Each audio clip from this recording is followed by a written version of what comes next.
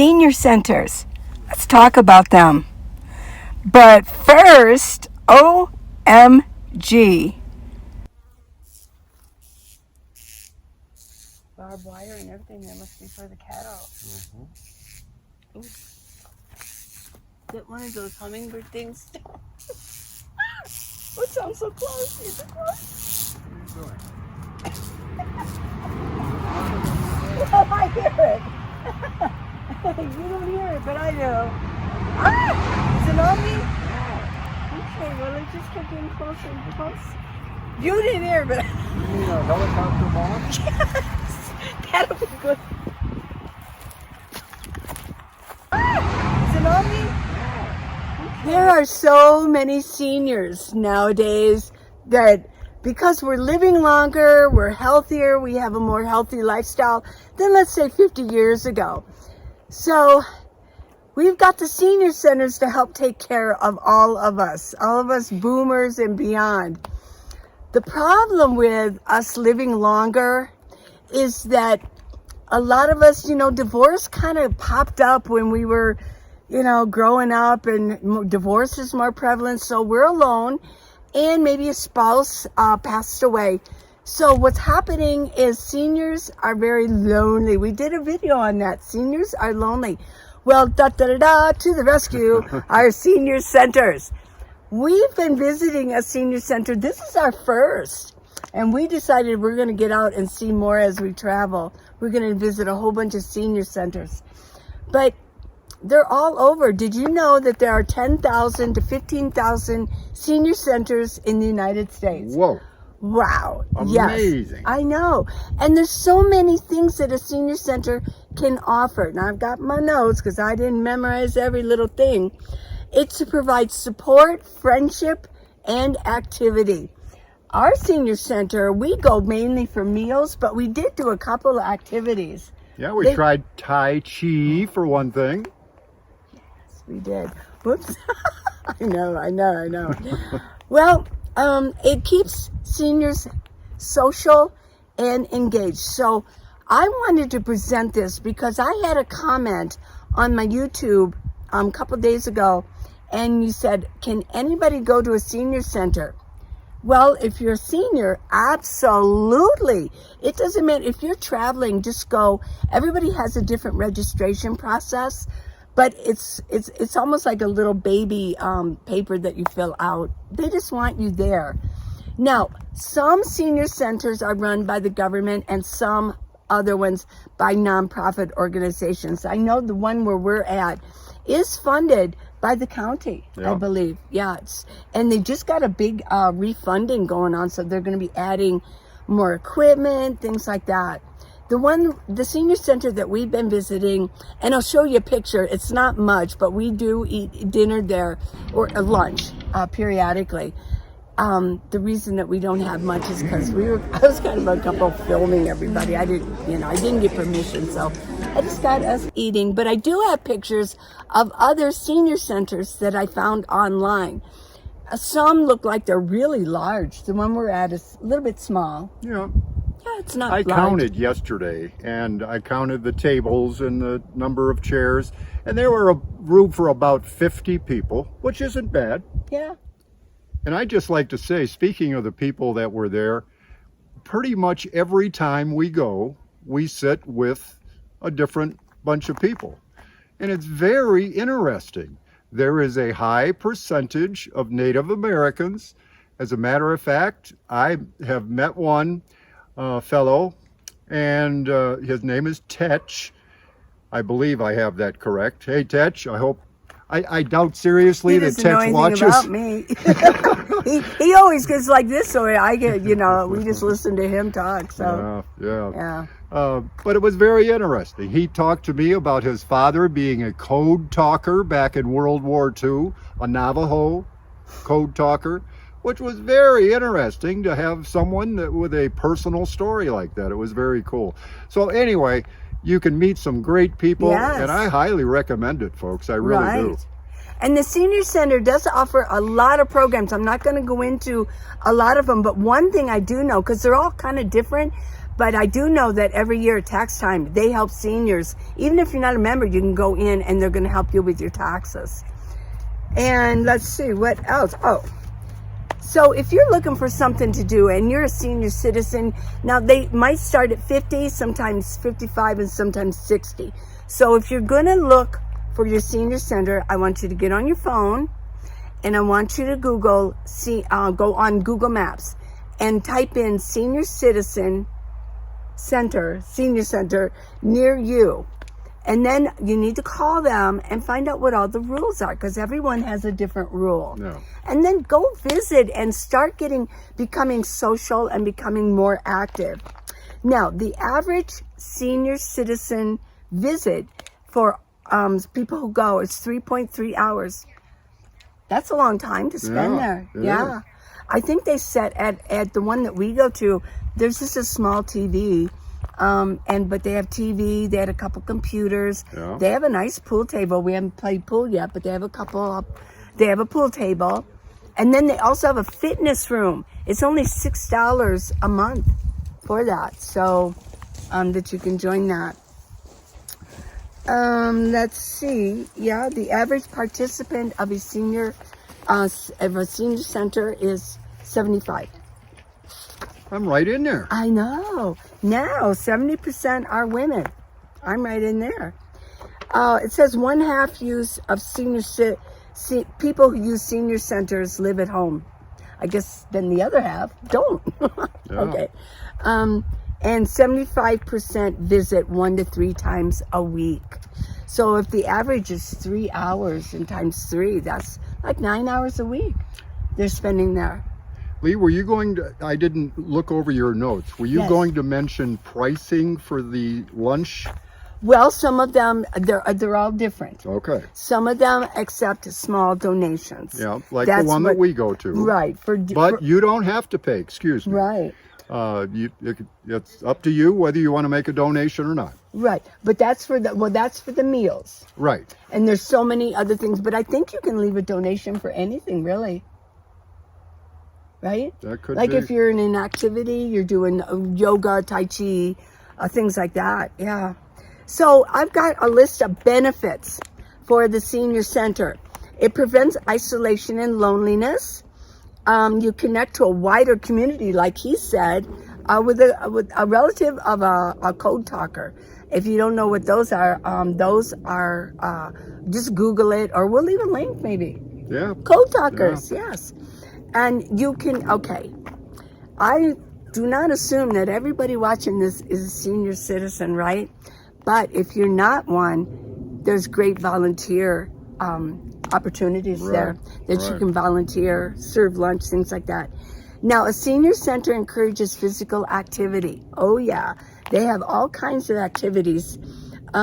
We should have brought the thing, they got Tai Chi, and then they actually have a more advanced one right after that, don't they?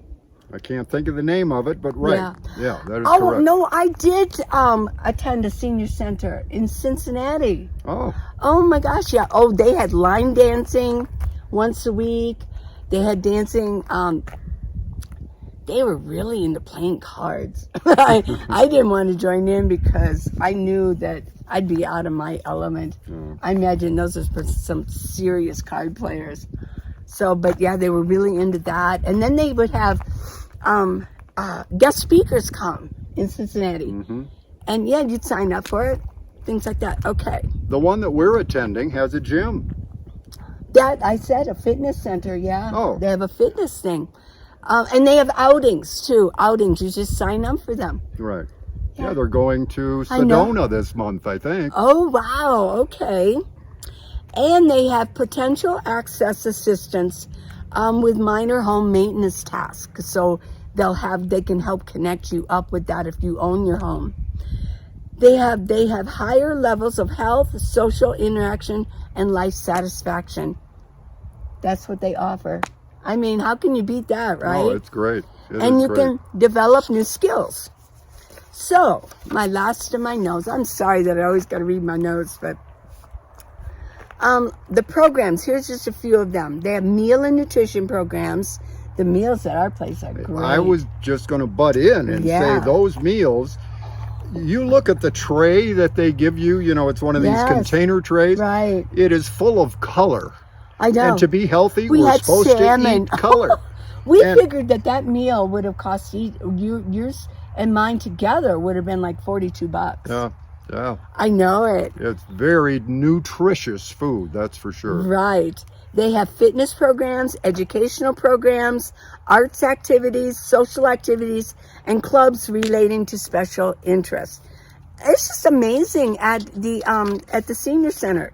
I highly recommend it. Now at ours, it's so cute. I think I mentioned before. They ring a cowbell, and we all have to stand up, right? And we say the Pledge of Allegiance, and then we sing God Bless America. Then we have a moment of silence. Yeah, it's very nice. I know. And then you go to your table and they call the numbers. They pull out like little balls with the numbers on them, like bingo balls. And they call your table and you get to go up and they serve you. It's like being in school again. And they serve you and they give you those little compartments so food doesn't touch each other. There was one time, oh my gosh. I said, oh my gosh, this is like high school. There was one guy that they were doing the song and the phone rang, and this one guy, you know, sometimes elderly people, they're really old. They really is 75 to 80, most of them. Nothing against that. Watch it, watch it. And he answered his phone, and one lady said, she goes, he keeps answering his phone. And I thought, oh, we got a little tattletale going on here. And then then the lady goes, well, you need to take that outside. I said, now he's just been put in detention, you know. And then there was a moment of silence, and I didn't hear him say that or whatever. And the guy goes, there's a moment of silence, you know. And I'm like, okay. So I just stood there. I thought, oh my gosh, I am in high school. It's like high school again, or middle school. It was fun. It was no. I'm always just making is fun. I'm making fun of it. I know. I'm just making fun of it. I should have been a comedian. I think sometimes, you know, I like it all right. I know. I think some people do kind of take me wrong, but I'm just trying to tell the story. She is the best I can to make you laugh, right? She's a Saturday Night Live wannabe. I'm not kidding. I should have been a writer for Saturday Night Live. I can come up with some stuff. Well, our hip hop skit. Remember hip hop? Yeah. Zig and Zag. Zig and Zag. Oh, no, I'll take that out. Do you have an idea? I remember it We well. gotta dance it out. Hi, guys. Hey, did you know that the Bureau of Land Management oversees 1 of every 10 acres of land in this country? Pretty amazing, isn't it? Well, you know what? We felt that we should at least take 2 of those different kinds of camping and explain a little bit more, because at least to me, it was a little bit confusing when I first got into this stuff 4 years ago. First of all, we talk about Plumosa Road outside of Quartzsite, and that is a BLM dispersed camping area. And what that means in a nutshell is that you can stay there for 14 days, and then you have to move away for 14 days, at least 25 miles from that point.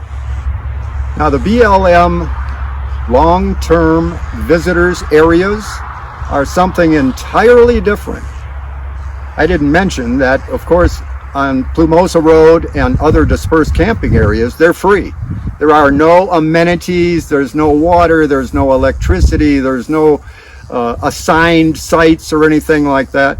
Well, on LTVA areas, you have garbage disposal, you have multiple restrooms, you can, there are water faucets and other things that make it a little nicer when you want to camp.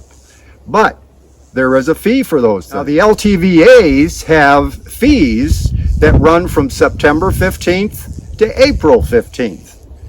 And for a pass to stay the entire 7 months, it's $180. Which, if you think about it, really isn't too bad when you have some amenities. There are no hookups, but you have those restrooms and water and trash dumps and so forth that you can use. So that's not a bad deal, really, especially if you want to stay the whole winter and then some. Now, these long-term visitors areas also have short-term camping available, where you can camp for 14 days. Let me check my notes here. For just $40. And you can do this over and over and over. So that's kind of nice. You just want a shorter period of time. And the other nice thing is these BLM long-term visitors area passes are good at any visitors area anywhere in the country, really. Basically, we're concerned with Arizona, but you can move from one LTVA area to another, and as long as you have that pass for the long term, the 7 months, you're in good shape. And I should mention that those fees are per individual camping units. I called the LTVA office at Yuma because, as you know, Lee and I travel together. Well, we have 2 individual camping units. So I told them that and said, now, if we're camped close together, we can just have one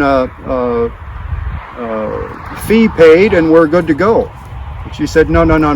Individual camping units each have to pay the $180 or the $40 or whatever you're going to get, whether a long-term or a short-term pass. So we can't do that. So for she and I to camp rather close together at an LTVA, it would be double the $180 or a $360 fee. So that's a little steep. And the other thing is, to be quite honest, these LTVAs get a lot of traffic. It's a good deal. A lot of people use it. So, you know, I much prefer, as far as the ground and the area available, thousands of acres, I much prefer the Plumosa Road area, that BLM dispersed camping area, for our own camping. And of course, Lee, being my city girl, she loves nothing more than urban nestling. So she doesn't spend a ton of time at these dispersed sites around Quartzsite. She'll head back to the city as soon as she can possibly do it. So anyway, letting out secrets out of the bag here. I probably shouldn't do that. But anyway, the other thing is, the other catch, many of us, I don't know if I would say it is the majority of us, have non-RV rigs, whether it's a minivan or a high-top van like mine or an automobile, whatever it is. Well, if you do not have a 10-gallon or more holding tank for your waste and wastewater, you have to, at these LTVAs, you have to park within 500 feet of a restroom. And, you know, maybe that's a good thing to some people. You're closer to the John, right? Well, on the other hand, you got more traffic, you know, people walking back and forth. And so that's kind of a downer, because you don't have all of the area in an LTVA. And we're talking 10,000 acres or more. You don't have all that area to use. You have to be close to one of the restroom buildings. And that's too bad, in my estimation anyway. Because as you know, we all have ways of taking care of our waste material. And as long as we put it in the right places, we ought to be good. But the other reason that you may not like these LTVA areas is that they get so much use. They're kind of on the dusty side, and depending on which way the wind is blowing, that can make it kind of a nasty stay, if you don't like dust at least. And the other thing is, as far as these restrooms and having to park close to them, that can get pretty crowded. I spoke to the officer at the Yuma office, and I said, how crowded are these? And she said, well, over the last few years, they've gotten more and more crowded, and they have fudged a little bit on the 500-foot thing and allowed people to park a little bit farther, but she said not much. So I think that about basically covers it. If you have other questions, please feel free to contact the Yuma field office of the Bureau of Land Management. They'd be happy to answer any questions that you have, and we'll post the information on how to contact them in a comment down below. And anyway, I hope this helped answer some questions for you. And please leave any comments on experiences that you might have either at dispersed camping areas or at the LTVAs. Neither Lee or I have stayed at an LTVA, so we have lots to learn too. So if you can help us out and give us some other pointers, that would be much appreciated. Thank you very much. Bye-bye now. Well, there's a mountain over there, and it's a volcano. A dormant volcano. Yeah, I think, let's see if I can get this. Yeah, it's right there. It's a dormant volcano. If something goes wrong and starts glitching, we got hit, man. We got hit. Okay. I hope you enjoyed this video. The LTVA, long-term visitor area, and senior centers. And this is for any age group. It's not just seniors, but we tend to kind of center on that. Well, because we're seniors. That's where a lot of our audience lies. I know. And really, folks, I would heartily encourage you to try a senior center. If you haven't, you won't be disappointed, I don't believe. No? Yeah. See you later, everybody. Bye-bye, guys. Please subscribe. You know I love you to subscribe. Bye. Bye-bye.